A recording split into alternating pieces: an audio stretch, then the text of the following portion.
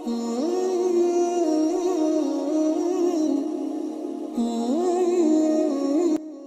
सल्लल्लाहु अलैहि वसल्लम ने वही के रुक जाने के ज़माने के हालात बयान फरमाते हुए कहा कि एक रोज़ मैं चिल्ला रहा था कि अचानक मैंने आसमान की तरफ एक आवाज़ सुनी और मैंने अपना सर आसमान की तरफ उठाया। क्या देखता हूँ कि वही फरिश्ता जो मेरे पास गारे हिरा में आया था, वो आसमान और ज़मीन के बीच में एक कुर्सी पर बैठा हुआ है।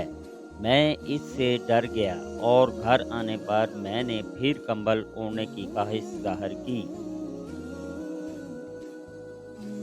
इस वक़्त अल्लाह पाक की तरफ से ये आयत नाज़िल हुई, ऐ लहाफ़ ओढ़ कर लेने वाले, उठ खड़ा हो और लोगों को अज़ाब इलाही से डरा और अपने रब की बड़ाई बयान कर और अपने कपड़ों को पाक साफ़ रख और गंदगी से दूर रह। इसके बाद वही तेज़ी के साथ पे दर पे आने लगी।